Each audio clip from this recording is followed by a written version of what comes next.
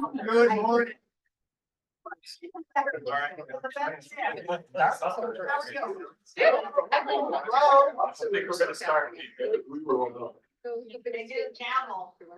Wow. Good morning. Good morning. That's what we like. Welcome to the 143rd meeting of the Albany Reserve Commission. I'm Chris Walker, I'm the executive director. To my left is Sean Reynolds, a representative and board chair from DEC. Patty McLaughlin is our office manager taking minutes. Jessica Otney Mahar is our representative from the Nature Conservancy. Steve Rice, our citizen representative. Harvey Alexander, citizen representative. Andrew Curry, representing the town of Colony. Nancy Pearson, representing another citizen. Supervisor Peter Barber with the town of Gilman. John Rust, our treasurer, and also a citizen. Good morning. Good morning. Okay. You want to go? Sure. Keep going. So Chris and I have agreed that I'll start running the meetings after introductions, because I didn't want to quiz. So we're going to start today with considering the minutes from the March 2025 meeting. Did everybody have a chance to review those? Are there any issues or concerns with those minutes?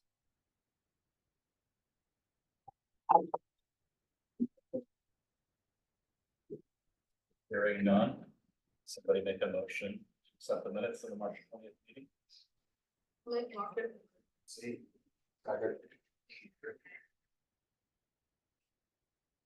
All in favor?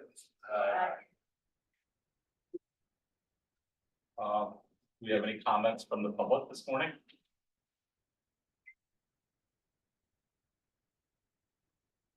Okay. Really for the friends.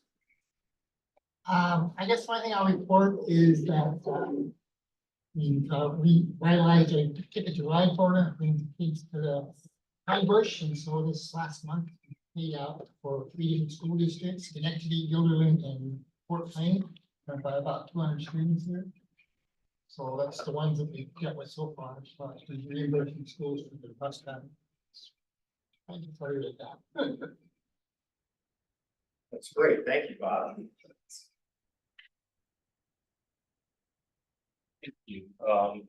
So reports, commission chair. It's been a busy couple weeks here. A couple weeks ago, we had a press event here with Commissioner Lefton, Commissioner Moy from OGS, and Senator Fahey regarding the $5 million that was received in this year's state budget from the governor for the Discovery Center grounds project and upgrades to the building.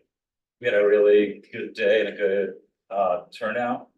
I want to acknowledge Wendy. She did a lot to bring together that day. So did Chris. DEC press office led the event, but it was very quickly put together and everything was very seamless and well done, very professional. And so it was we had a really great day. You couldn't have picked a better time to have the cameras rolling.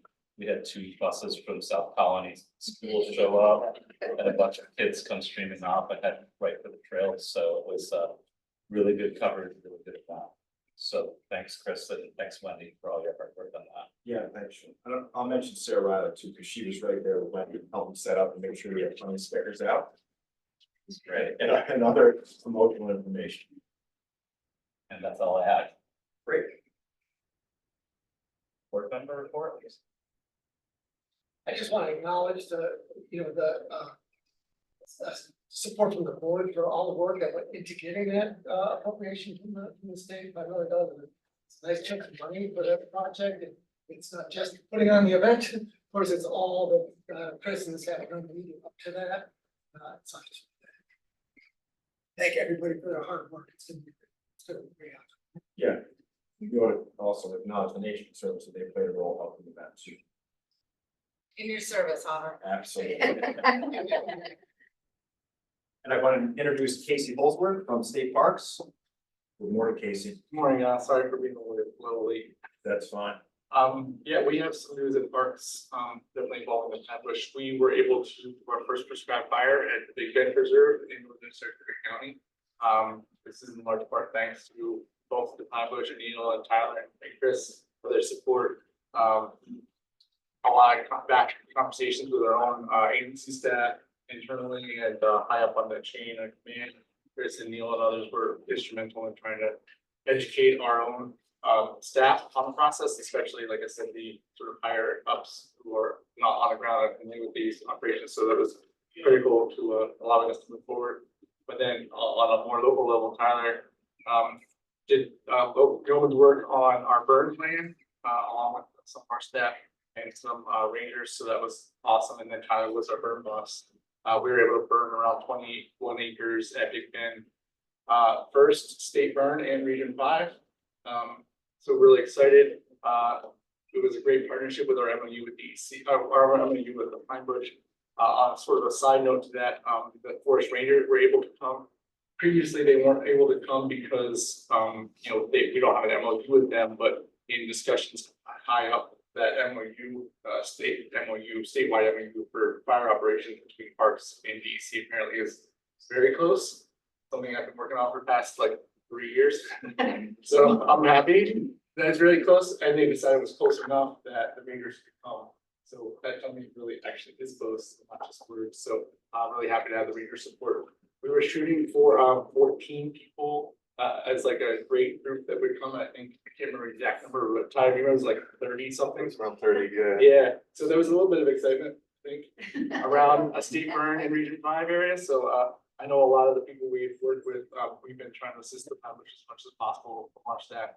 A lot of the staff we've been working with at Pine Bush, we're excited to work with us after all those conversations. So we had a lot of support there, but then just general support in the area. So we're really excited. So like I said, we burned about 20 acres, a little over. We're looking at the weather now to see if we can do more. We have about 90 acres prepped that could be, you know, controlled this year. We'll see what the weather lets us do, but our executive team there, Neil, came to hang out with me. We had so many people who could support. Neil and I weren't needed on the line or anywhere near the fire, really. So actually, to be honest, we were turning people away. We turned a number of different, you know, potential not partners so much, but you know, staff that we just didn't have capacity to but all Neil and I sort of toured around some of those executive level staff, our staff from Albany, to show them the process. And they were all really, really impressed. And I think the most impressive thing was how well Parks, DEC, and Pine Bush staff all work together pretty seamlessly.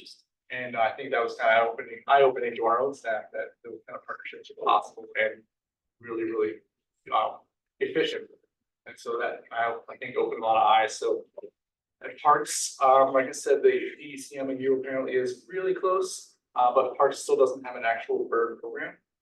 So they're still working internally to sort of nail down what all the details are of a bird program. But I think again, with Chris and Neil and Tyler's support, we're really close now. So I'm really excited that we'll see that pretty soon. Crossing my fingers. Not holding my breath, but crossing my fingers. So thank you guys so much. Great.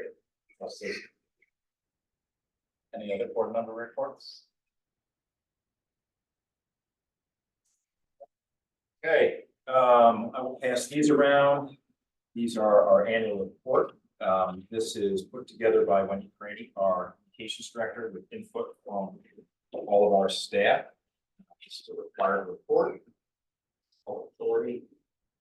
We've seen it every year. This is for fiscal year that ended March 31st of 25.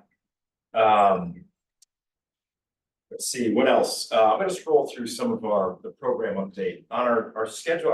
Our agenda changed a little bit. We don't have a presentation at 11 on Carner Blue butterfly monitoring. Steve Campbell had a death in the family, so he isn't able to attend the meeting today. So we will do that in September. So I'm going to go through a little more of this than I usually do, just pointing out some things under each department. So I mentioned this at the press event.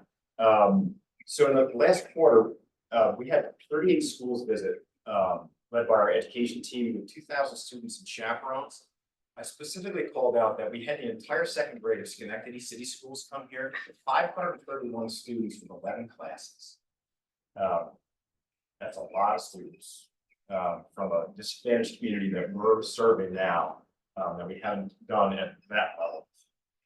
That's great. We did a lot of public programming, new staff, got a lot of volunteer naturalists doing their work out there, reporting back to us. Let's tie this in, social media connections during the month of May.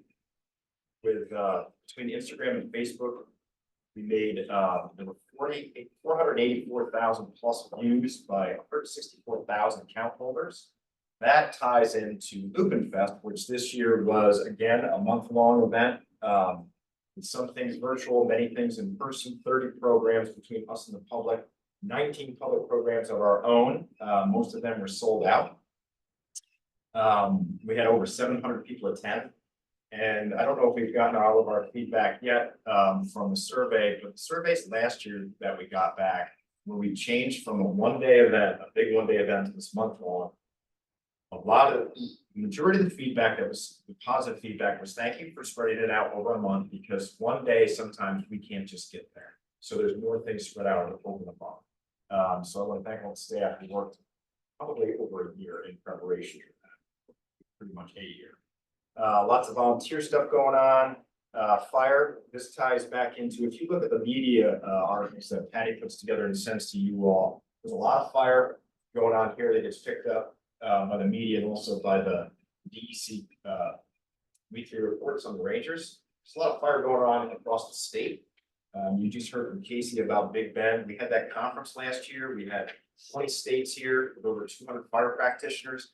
So that provided a good forum for a lot of conversation. I think a lot of good conversation happened at that conference that led up to Big Bend between DEC and Parks. And even if it didn't, that's what I'm saying.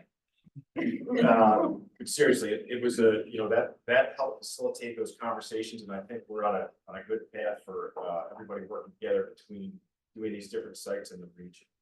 This year, 13 days, Tyler led fires here in the preserve, 332 acres. It's been a great spring because it's been wet, but not too wet, believe it or not. Wet enough and then dry enough to burn and not too dry, right, Tyler? It's pretty much it. A lot of help working with our partners. 2 conferences science staff went to, the annual Northeast Fish and Wildlife Conference in April, and also in April was the Northeast Natural History Conference, where we share a lot of the work that we do, and it actually kind of ends up being applied in different areas, which is it's a nice thing to see. Some work being done with the frosted elephant. I don't know how much we've heard about the frosted elephant. It's a New York State threatened butterfly. You can see it's not quite as colorful as the carnivore. It's not much difference in size, but it's also a lupin feeder, so it's a picky feeder like carnivore blue is. The U.S. Fish and Wildlife Service recently proposed listing the frosted elephant and monarchs as threatened species nationally. So it's threatened here in New York, but it's proposed to be listed nationally, and that's not a good thing because it's declining. But here, our numbers seem to be increasing from the habitat report. Stewardship, never a dull moment in stewardship. Where we do a lot of clearing for trees, tree clearing, silvicultural work to open up habitat, restore pine barrens. This is a site we've been working on quite a while because all the water has kind of hindered some of our work. We're getting there. This is at the corner of Morris and Kings Road. It's about 45 acres. Lupin was in full bloom this spring. And here's the less glorious parts of stewardship. We've got miles and miles and miles of boundary that we share with private property owners, and there's always trespass issues to deal with for 3,400 acres. So we've been working on that periodically and improving that. And then finally, I just wanted to mention, Steve Rice has been with us for quite some time. I'm not going to say how long because we're going to make Steve come back in the September meeting. Steve has retired from Union College and he'd like to retire from the board. So we have been working with another individual, Stephanie Woodard. Stephanie, you may know, Stephanie's been here a number of times. She is now the president of the Raft Road Historical Association. Stephanie was confirmed by the Senate on Tuesday. Senate Finance confirmed her on Monday. Full Senate confirmed her on Tuesday. She got her oath paperwork Wednesday. So once we get that, we'll be in good shape. So we'll have Stephanie join us for the September meeting, and we can recognize Steve for his work for over 20 years. Mission.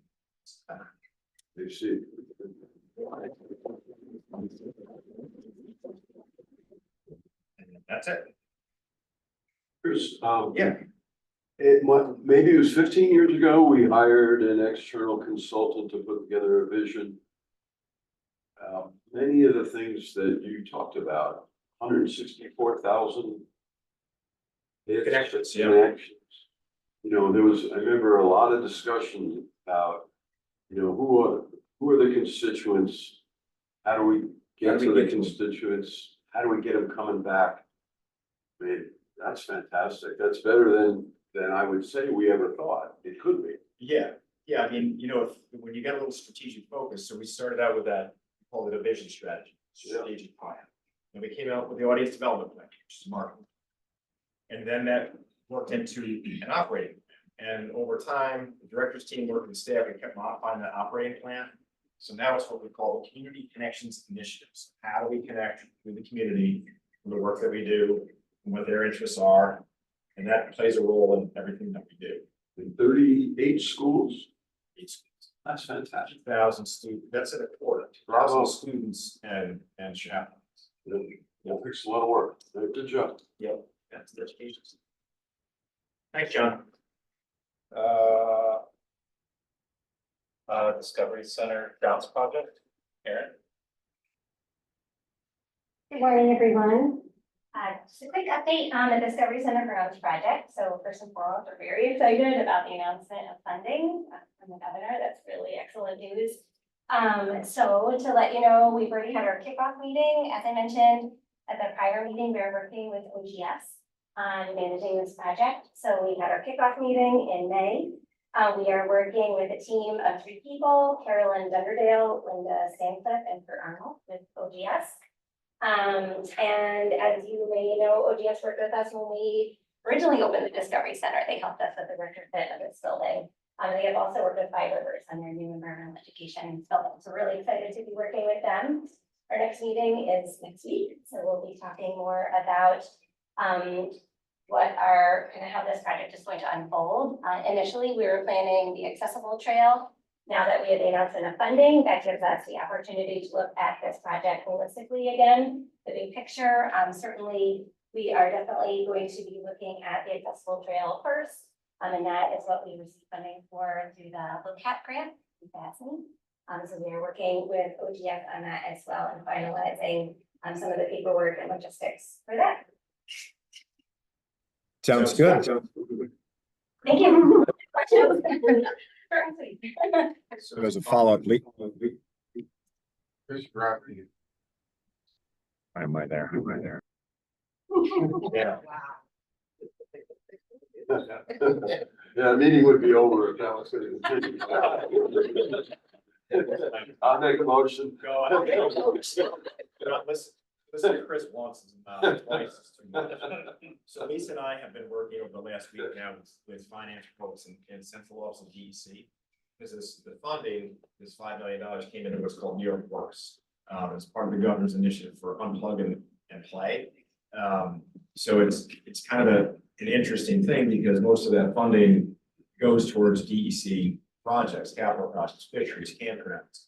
Well, we're obviously a different agency. So how do we access that money? So we're going to be applying. We're going to go through the same process that we do with our EPF funding to a grant. We're just trying to figure out how to get any idiosyncrasies with it. So we had Paul in yesterday, Lisa and I. But it's good.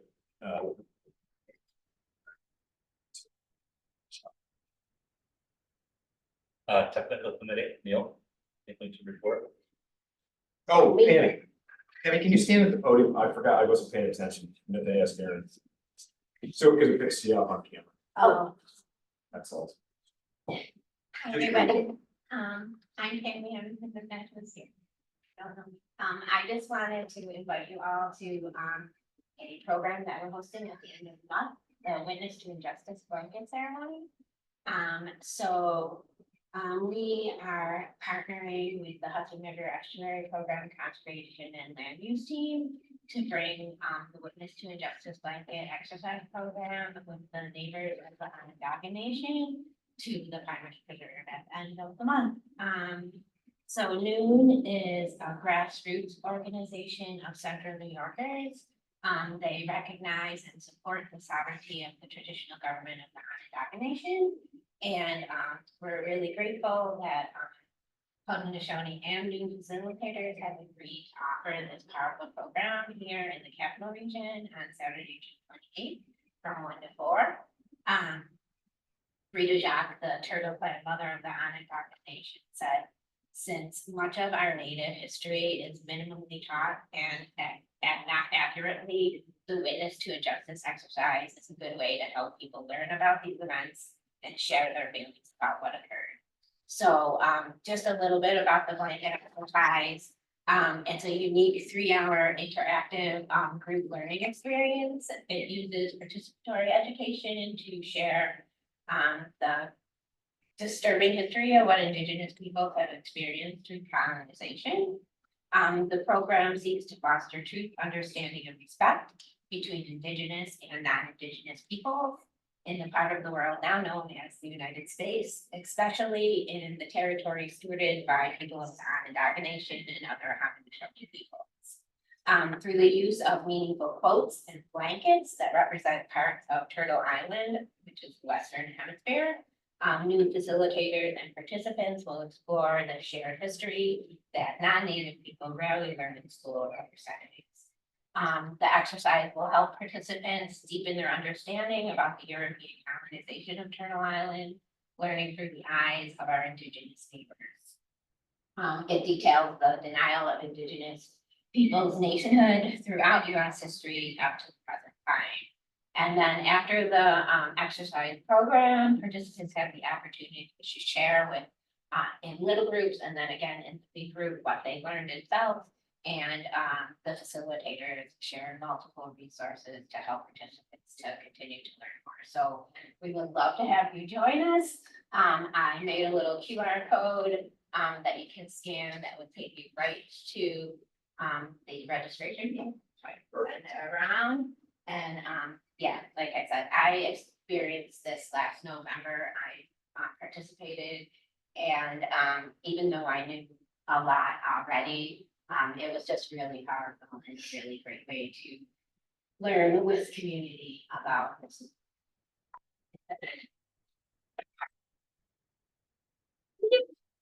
Thanks, David. We have people coming, a lot of folks that are interested, the attendees come from different municipalities that work for municipalities. We have an individual coming from New Paltz, Warwick, local. It's good. Run by the Estuary program. Thanks again, Haley. Yep. Okay. Sorry to overlook. Why did we put it on the agenda?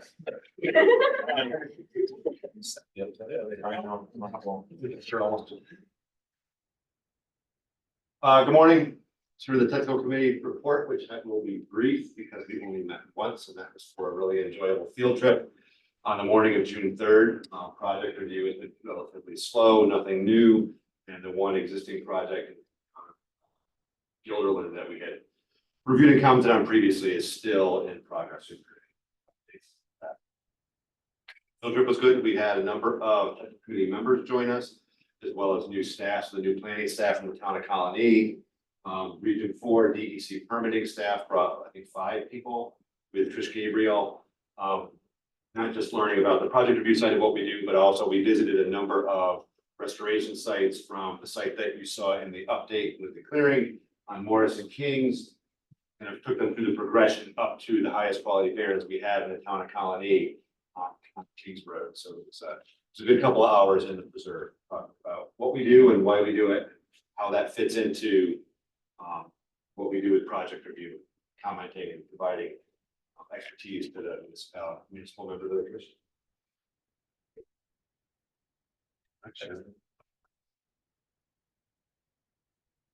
Financial reports, Lisa.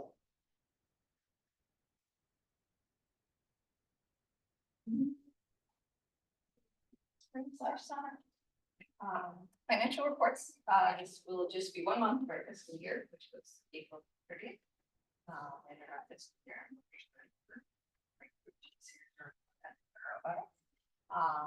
On a statement of financial activities, on the revenue side, dues and contributions, we didn't have any for the month of April. Most of these coming quarterly from Trustco. We budgeted $85,000, so looking at about $21,000 per quarter in June, September, December, March.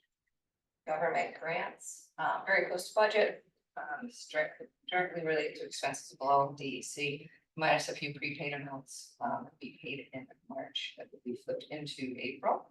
Mitigation is on budget. $2,500 is our mitigation for prostate swamp that we receive every year. Lease revenue is on budget. Other revenue is higher than budget due to bank and Green County interest that we received monthly, depending on our deposits. Revenue came in very close to budget at 99% for April. And I just want to point out, you'll see a new line item, 2 new line items. There's a transfer from reserves to operating of $500,000. It's a transfer and it will be restricted down below. This is the money that we had to send to OGS to our escrow to be in the project for the $500,000 for the DSA grant. And then we will add more $5 million project, the New York Works project. So I will show this up here because we show below that, we'll get to that on operating cash flow deficit for investments and the net loss. When it really is, we really gained 6,700 there. So I wanted to break that out. So it was very clear. We transferred that money from our investment. So total operating revenue with the transfer from reserves is $786,000. And then we move on to expenses. Personnel and fringe are $13,000 higher than budget. This is due to our annual workers' comp payment. And we pay the full invoice and flip that into April. Travel and training are on budget. Contractual is on budget. Communications is on budget. Occupancy a little bit under budget, and this is just due to utilities that we're not even able to. Supplies and equipment are on budget for April. Other revenue is slightly over budget, and this is due to prepaid expenses that we paid in March that we had to actually flip due to accrual-based accounting into April. So expenses came in slightly higher than budget. Operating surplus with the transfer is $492,000. And then we have capital expenditures. So balance sheet account here. I just like to show the cash. $22,300. This is for our Windows replacement project for the Discovery Center. So that's on budget. Operating cash flow surplus is $461,000. Depreciation expense here are non-cash expenses and revenues. Depreciation expense is $22,100. That's on budget. And here's our net loss on investments. That includes our transfer of $500,000 plus a $67,000 gain in unrealized income.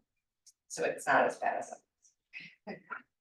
So changing that position, this would be our audited financials as of April. A loss of $23,261, and this is just due to reclass prepaid expenses that are actually cash. And then I show this line item here because we have so many budgets. This is our public authority reporting budget. So our excess deficiencies would be $45,000. This includes the balance sheet account for capital expenditure of $22,000. Any questions about that one? Exciting things. Okay. All right, back to the statement of net assets. Cash and cash equivalents increased $259,000. This is due to the transfer of the $500,000 from our investment account, which you'll see at the line below. Grants receivable increased $265,000. This is due to money owed for DEC for expenses for April. And we talked about that yesterday in our call, the funding. We expect maybe July, August, Chris, on that once the contract is all executed. Accounts receivable is $1,200. And that is just for training that we provided that we were owed money for, and that has been paid. Lease receivables, this is the GASB 87 entry. We won't show a change in this until March of 26 when we true up both the TNC and the Mohawk Land Conservancy leases. It's all like fun government accounting standard board stuff. Inventory remained the same. Prepaid expenses decreased $60,000. These are just expenses we paid in March that we flipped into April, our next fiscal year. Investments show a decrease of $493,000. This is the $500,000 transfer to operating and our $67. Land remained the same, capital assets increased $200. Purchase of 22.3 for the windows replacement and depreciation of 22. For outflows for New York State Retirement System. This again is GASB 6871. This comes from the New York State Retirement System Actuarial Report. This will change in November when we true up that report. So giving us a decrease in total net assets of $28,000 due to a variety of things, decrease in prepaid, a decrease in investments, and an increase in cash. On the liability side, accounts payable decreased due to accrued expenses being paid. Deferred revenue increase, and this is, we just flipped 2 months of TNC prepaid, and thank you, into a deferred revenue. That's billable expense over in June. New York pension liability, this remained the same. Again, this will change in November. Receive our actuarial reports. Lease liability decreased $22,000, and this was just a reclass from above to deferred revenue, which we do every year from March to April. OPEB liability, this remains the same. This is again an actuary calculation for GASB. This will change in January. Let's go with our relevant actuary. All of our new healthcare costs. Net liabilities decreased by $1,000, just due to accrued expenses being paid, so not much there. Capital assets and land, like above, increased $200 due to window replacement of $22,300 and depreciation expense of $22,100. And reserve assets in the endowment remain the same. Here's a new line item that ties to the transfer of revenue into operating. This is our reserved OGS grounds project of $500,000. That's our escrow account, and we will take from that as we pay expenses. Unreserved assets decreased $523,000, and that's due to a transfer of $500,000 to the grounds project and -$23,000 in our net operating income. So we have a decrease in total net assets of $20,000, and this is due to our operating gain of $492,000. Net investment loss of $493,000 depreciation.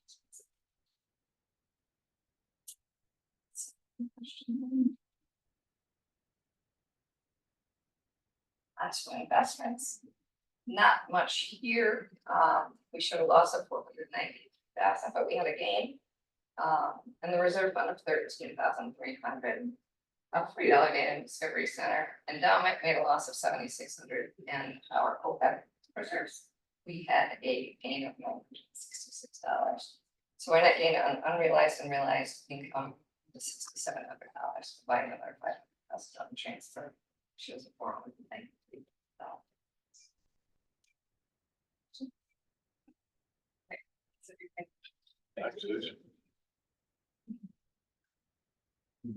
John, we wanted me to talk about the grounds project funding. So just, I'll do this really briefly. So, I think we all remember, so we have the grounds project, is going to be managed by OGS Design and Construction.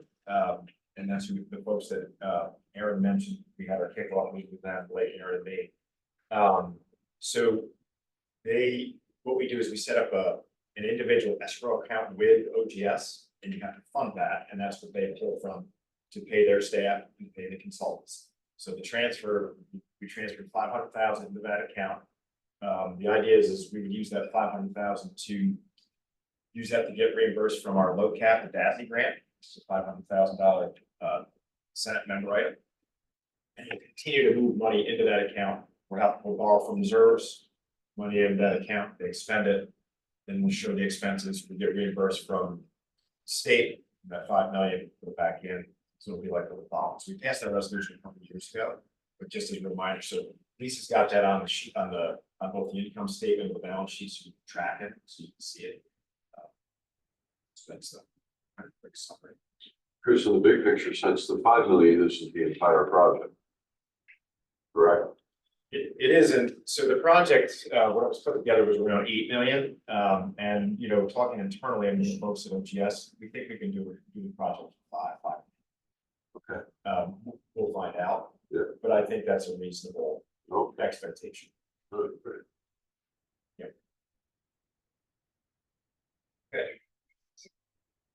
Next, we have Frank Ferrucci here, to present the audit report from Wojcicki and Company.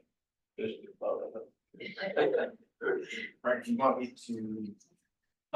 Do you have the reports on the screen? I will, yes. Start with, report. You had it up. Okay. No.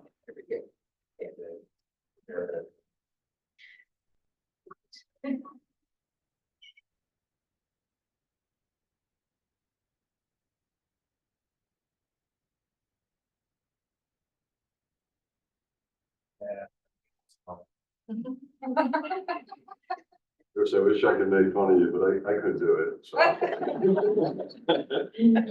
Every time you do it. I feel for you, buddy.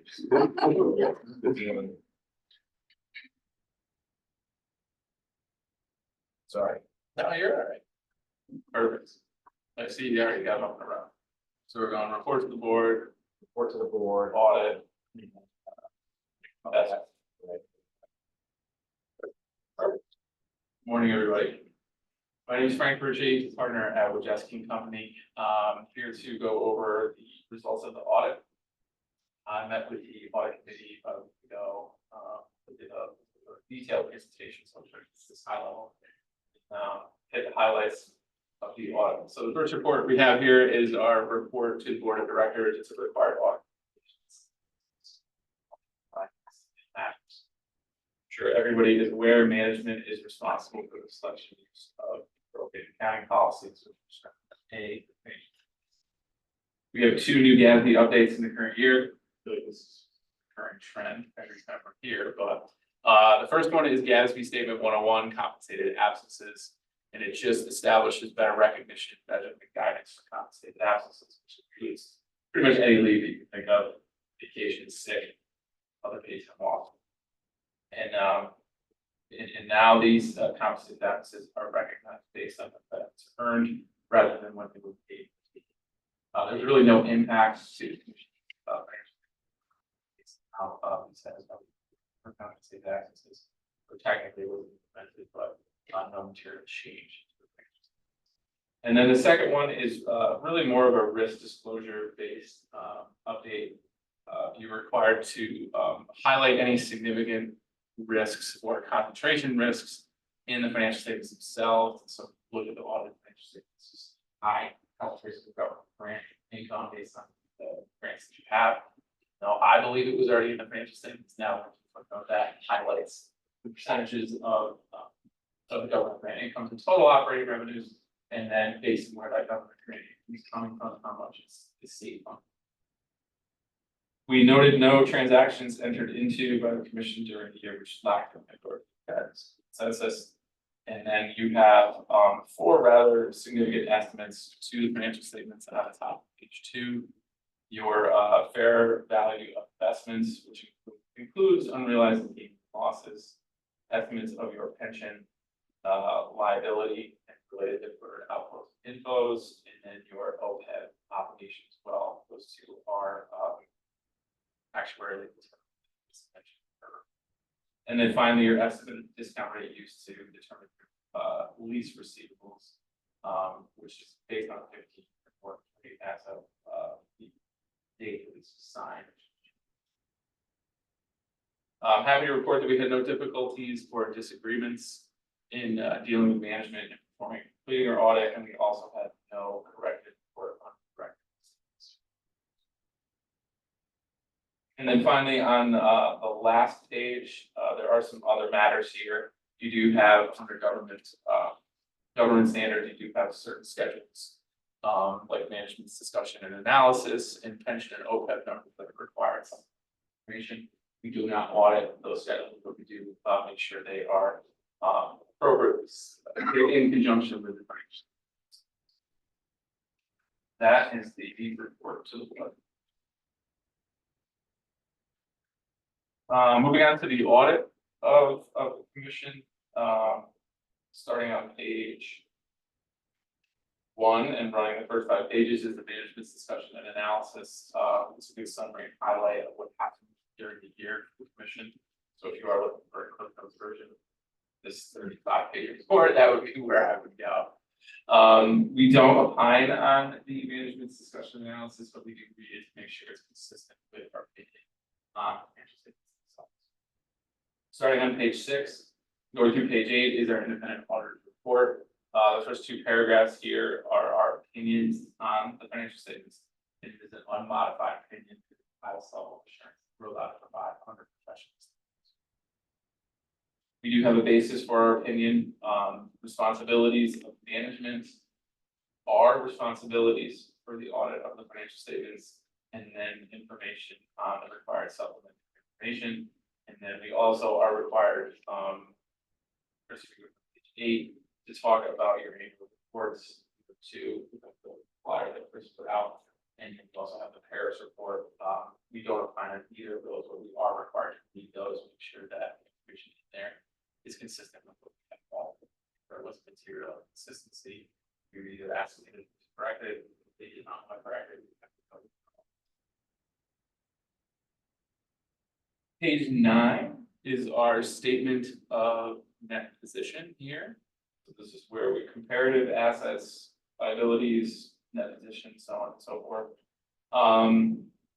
Your big change on your asset side would just be your fluctuations in your investment, so investment income. You did have a large land donation in the current year of about $1,000, which is driving up the capital assets line. And then you have 2 new leases that commenced in our audit period and subtract. You have corresponding deferred inflows associated with those leases down below. That's what. On the statement of revenue, expenses, and changes in net position, you'll see increases in the government grant line, really due to 2 reasons. You received a $150,000 federal program grant in our audit period, which you didn't have in the previous audit period, and then since you are grant reimbursed from a expense standpoint, you would higher expenses per year just to drive up your APBPC income. So that's what's driving the government grant line. And then the $300,000 on the contributions, that's where you see the big fluctuation there year over year. But usually that line is relatively flat. That comes from the trust company, correct? Yes. Yeah, that's what I thought. Yep. Page 11, the statement of cash flows that converts your accrual basis financial statements to cash. So that's how we get from 1.556 million at the beginning of the year to 1.546, so relatively flat from a cash perspective. Starting on page 12 and going through the top of page 16 are your significant account policies. As I mentioned before, no major changes here outside of the 2 staff implementations in the current year, but those don't really change any current policies. So it's just the only footnote that I will highlight because this update is on page 26, because it is your new disclosure on your certain risk disclosures here. So as I mentioned, to me, this information is always here for the reader, but the ASPE now requires it to be front and center.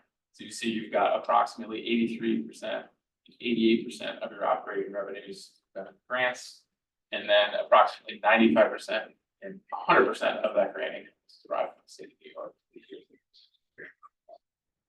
So that will be a disclosure you'll see. Page 27 and 28 is our auditor's report and control over financial reporting compliance, which is required of audit statements. This is where we consider internal control over financial reporting. If we had any significant deficiencies or material weaknesses in the control environment, we disclose it here or we do also test perform tests of compliance with laws, provisions, regulations, contracts, and grant agreements, non-compliance, which could have material effect on financial statements themselves. The results of our test disclosed no instance of non-compliance or other matters that are required to be reported under non-compliance. Those are the financial statements before I go into the investment report. Any questions, anything you would go further on this private question?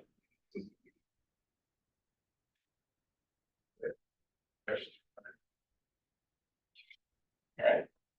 And then finally, this is our report on your compliance with your own investment guidelines and also the requirements from New York State Public Authority law. In this, we do actually express opinion on compliance. And you will see the last sentence in the top paragraph there, in our opinion, too far. In our opinion, the commission complied in all material respects with their requirements for the year ended March 31st, 2005. The other paragraphs are very similar to the report in your audit of financial statements, which cover the government auditing standards. So if we had any deficiencies in controls or with investment compliance, that would also be here. We obviously report because it was. That being said, I'll open the floor for questions. Anybody?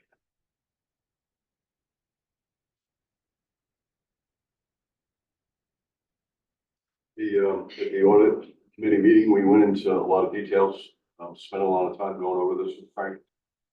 We didn't have any substantive questions in the report. And the audit was comprehensive and it speaks to the great job that Lisa does. And all good. A big thank you to Patty over there for organizing everything, make sure everything is keeping me informed. And staff too, thank you so much for getting everything quick and Frank, you and your staff are a wonderful help when it comes to GASB and just answering questions, and we really appreciate working with you on it. Makes GASB a little easier.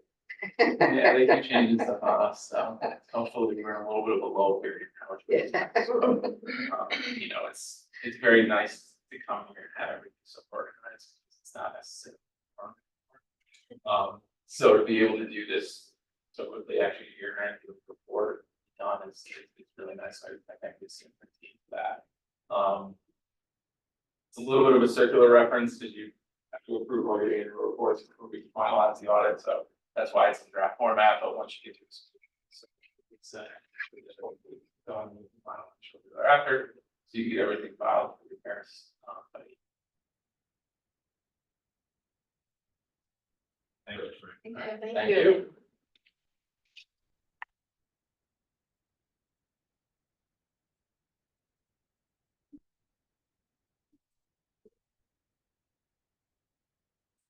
Next on the agenda is action items. First is resolution with this year, real property report for fiscal year 24-25. Okay, so we do this on an annual basis. This is required under public stories law, as it's mentioned in what's the section of law. So the commission acquired 2 properties. Frank mentioned that as part of the audit. There was roughly 7 acres of land that was over near Crossgates Mall. That's mitigation. It was required by the town of Gilman that Pyramid Crossgates conveyed to the commission. That was conveyed on May 30th, and then there's another nearly 8/10 of an acre on Pine Lane, which is a little bit to the west of the property by Crossgates. That also was required by mitigation by the city of Albany. And all those properties are adjacent to lands that were currently protected at some level. So there is no cost to that. The only cost that was associated with these legal fees to go to closure, title work, of course, title insurance, and we did appraisals on both. So actually, we had the value. That's what's reflected on our financial statements, and did not dispose of any real property the last fiscal year. Any questions or discussion on this resolution?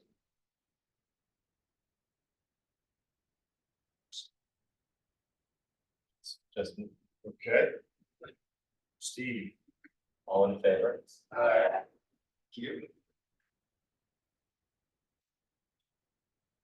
Okay.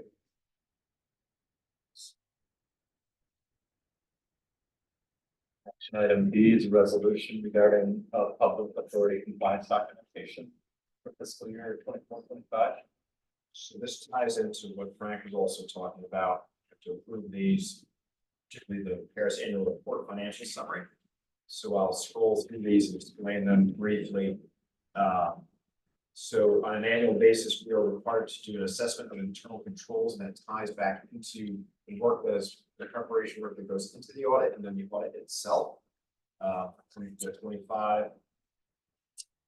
There's an annual report on the prompt payment policy. This is the assessment of internal controls every year. Prompt payment policy report. We have a prompt payment policy that's required as public authority that we pay our bills basically 30 days after we receive them. And we do that. So it's of course saying that we did indeed do that. And of course they have to be accurate. So if it wasn't accurate, it's not fun. We didn't have that issue. I'm going to go back up to the beginning of the cover the resolution. So the procurement report, I just include the URL, the link, which is on our website. Procurement reports is 60 to 62 pages long. It's every procurement, every purchase that we made with a vendor that's $5,000 or more, and they're detailed in every one. So at your leisure, you may go through those and look at them. Actually, I'm sure you already did. And then finally is the statement of net assets. These are the audited financials for fiscal year ending 24-25, March 31st. That was in the second document.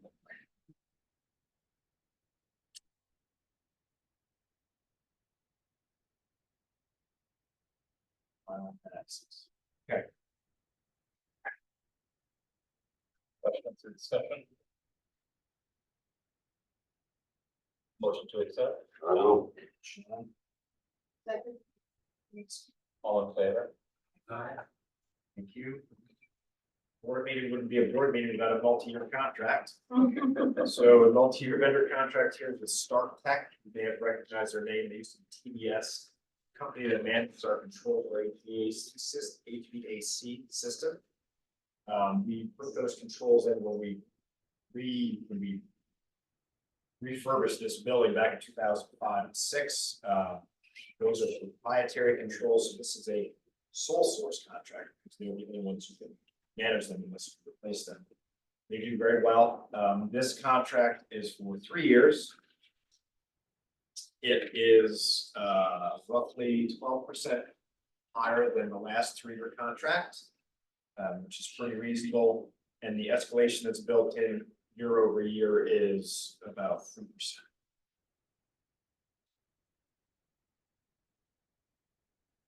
Any discussion or questions? No motion. So, Harley. Second. Peter. All in favor? Thank you. Action item B, revised fiscal year 25-26 operating budget. So this includes, when we passed the budget in December, as required by public authorities law, we based that on environmental or EPF appropriation of $3 million. The EPF approach this year rose by 100,000 to 3.1, and we continue to have these rollover funds. So this year the rollover funds are 1.85 million. So that is included in this new budget. See here, this is the approved budget from December. This is the proposed budget. It's an additional 771,000. Basically, the large numbers that you'll see here for increased expenses. We didn't budget any money for habitat work, not knowing what our rollover numbers were going to be. So the majority of this contract expenses here, the 281 is 275,000 of that is for invasive species management, control, and preserve. We attacked last year. And then there's still a $515,000, I'm sorry, 812,000 as rollover that we may be able to apply towards the grounds project, but it's going to sit there until we identify it, as we've done in the past. Some of the other expenses that might be noteworthy are 13,000 is for some exhibit work, upgrades to exhibits.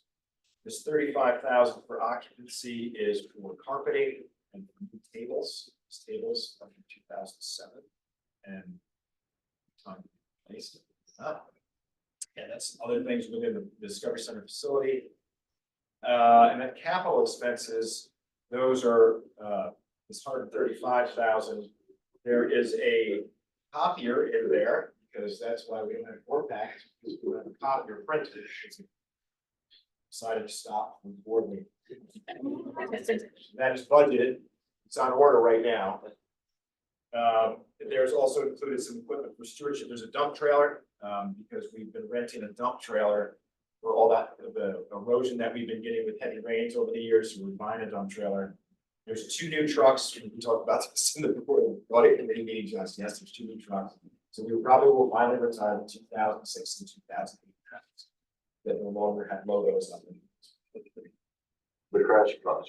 Correct. And there's a new UTV for prescribed fire. And that's about it. Any questions or discussion on that? Get a motion. All in favor? Okay, this one. Issuance of negative declaration for accessible multi-use trail, determined as an unlisted action. This might look familiar because we passed this resolution at the board meeting in March. It failed to have the language stating that it's an unlisted action, so that DASNY, the organization that needs to accept this for the accessible trail, would not accept it without the words unlisted action. So that's why that's the only difference. And the short form is attached again for you, but it's the same thing, same language to issue a neg deck for project as an unlisted action. What's the difference between unlisted and listed action? There's a type 2 and then there's unlisted. They have to be, but either way, it has to be in writing in the resolution. And we didn't include that. Yeah, Harvey. You're right. Okay. Any additional questions? We're being politically correct by just doing this. I get a motion to accept. Nancy, Steve, we'll go Steve. all in favor? Thanks, Jess. Okay.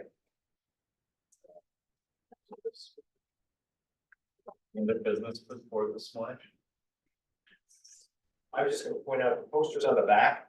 These are posters that we produced that are part of a larger art project for, I should say, our exhibit from Scenic Hustle for Juneteenth, from African American individuals that made their mark on the environment or otherwise. These 3 folks here specifically made their mark here in Pine Bush. So Penny Price worked with our other staff, education staff, communication staff to come up with that. So they're posted on the back.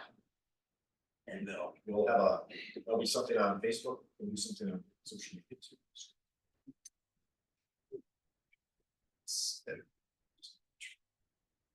Okay. The next meeting date is September 18th at 9:30. It's a hybrid meeting. It's back to Thursday. Unless there's other business, does somebody want to make a motion to adjourn? I will. Second.